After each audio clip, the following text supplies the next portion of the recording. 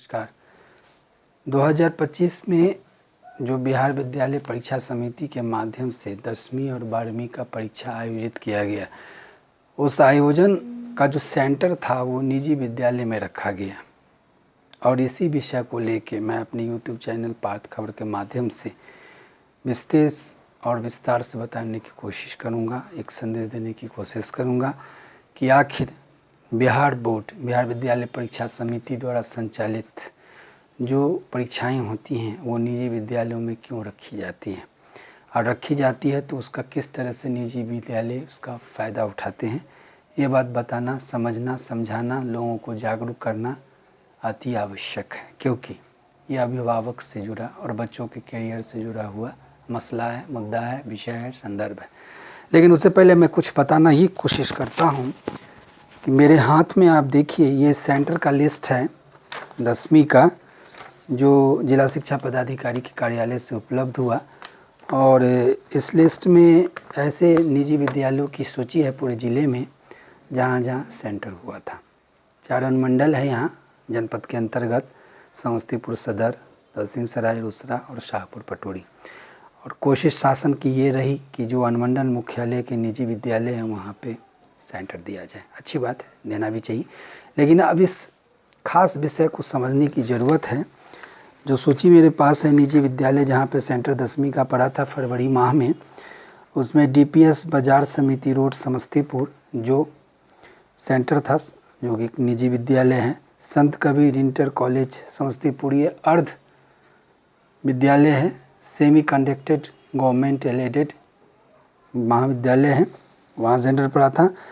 उसके अलावा अगर हम रोसड़ा अनुमंडल में शहरी मुख्यालय में जाएं तो सरस्वती विद्या मंदिर है, DMP Holy Mission High School Rosera, Prabhat Tara English School Rosera, MC Donald Middle School Rosera, Sunshine School Dardha Rosera, ये निजी विद्यालय का नाम है जहाँ पे 10वीं का सेंटर 2025 के फरवरी माह में बिहार विद्यालय परीक्षा समिति द्वारा रखा गया था।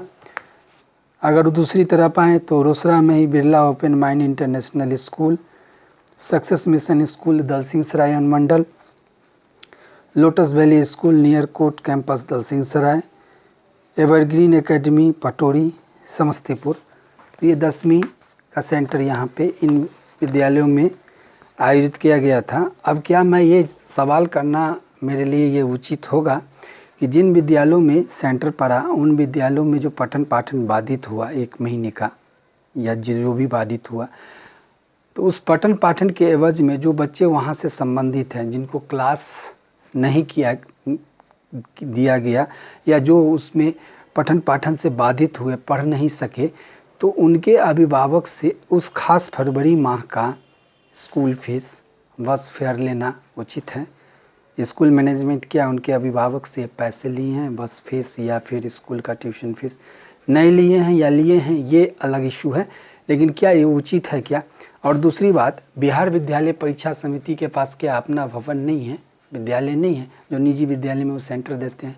तो कहीं ना कहीं यहाँ पे तो काली बात है और खिचड़ी कहीं पक रही है कि आखिर निजी विद्यालय में सेंटर देने के पीछे कारण क्या है, क्या उद्देश्य है? इस चीज़ को समझना होगा कि आप निजी विद्यालय में सेंटर क्यों दे रहे हैं, क्या कारण है? आपके सरकारी विद्यालय इतनी तमाम बड़े पैमाने पे अच्छे इंफ्रास्ट्रक्चर वाले +2 स्कूल है, फिर भी आप निजी विद्यालय में क्यों दे रहे हैं? सीधी तौर पे बात इसलिए दे रहे हैं क्योंकि उसमें संबंधित जो पदाधिकारी होते हैं और संबंधित जो स्कूल संचालक होते हैं, दोनों आदमी की ट्यूनिंग होती है और दोनों आदमी मोटी रकम की कमाई करते हैं। निजी विद्यालय को भी बिहार बोर्ड से पैसा मिलता है और इसी पैसे के एवज में उनको कमीशन के तौर पे संबंधित पदाधिकारी को कमीशन मिलता है। सीधा इसका यही सेंस है जहाँ तक मैंने पकड़ा है। या दूसरा सेंस ये भी हो सकता है कि गड़बड़ियाँ या चोरी या फिर जो कलाकारी होती है उससे भी संबंधित ये इशू हो सकता है। हालांकि ये जांच का विषय है, मैं इस पर कोई दावा नहीं करने जा रहा हूँ, लेकिन क्या CBSE को इस चीज़ों को समझना चाहिए, इस पहलू को समझना चाहिए कि निजी विद्यालय में हमारा CBSE का सेंटर क्यों पड़ रहा है, क्यों दिया जा रहा है, बिहार बोर्ड का सेंटर निजी स्कूलों में क्यों कराया जा रहा है, पठन पाठन क्यों बाधित किया जा रहा है। 10वीं की कहानी हो गई, अब 12वीं पे चलते हैं।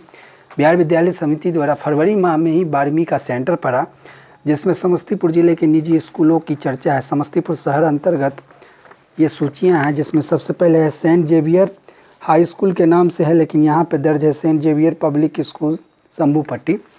दूसरा नाम है शहर मुख्यालय अंतर्गत Saint Paul senior secondary school, जो जिला मुख्यालय में शहर मुख्यालय में ही है। अगली क्रम में जाएंगे तो Techno Mission Public School Mohanpur, Adarsh Vidya Niketan Dudhpura, DMP Holy Mission School Rosera मुख्यालय के अंतर्गत है, सक्सेस मिशन स्कूल दलसिंहसराय। ये सूची है 12वीं के सेंटर का, जहाँ पे बिहार विद्यालय परीक्षा समिति के माध्यम से सेंटर अलॉट किया गया था। और यहाँ भी वही कहानी है जो कहानी 10वीं जैसा है। और सीधे तौर पे इसका सेंस ये होता है कि जो पठन पाठन बाधित होती है, बच्चे जो वहाँ पढ़ाई करते हैं, उनके अभिभावक से 1 महीने का जो शुल्क लिया जाता है, इस पे आज तक किसी का ध्यान ही नहीं गया, किसी ने आज तक सोचा ही नहीं।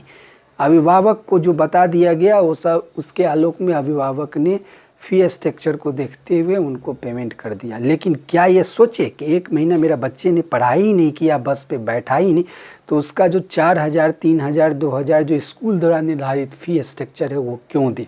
सवाल ये है कि बिन पठन पाठन के पैसा क्यों दे, लेकिन इसका जवाब न शिक्षा विभाग के अधिकारी के पास है, न स्कूल मैनेजमेंट के पास है। बस स्कूल मैनेजमेंट को किसी भी हाल में फ़ी स्ट्रक्चर चाहिए, फ़ी चाहिए, और अधिकारी को इस पर कोई लेना देना नहीं है।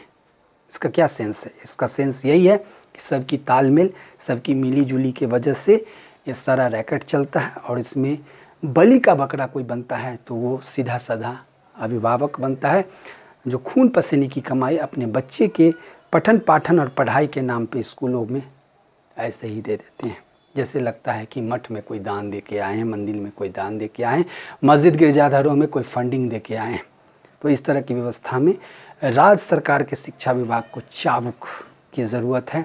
अनियंत्रित हो गए, अगर घोड़े और गधों पे चाबुक लगता है तो वो नियंत्रण में रहता है।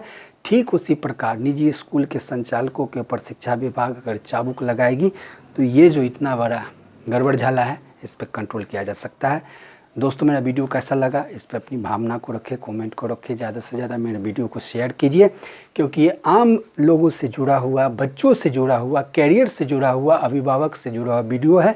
और इसको समझना आज के परिप्रेक्ष्य में, आर्थिक युग में अति आवश्यक है। आपका दिन मंगलमय हो। बहुत बहुत धन्यवाद। जय हिंद।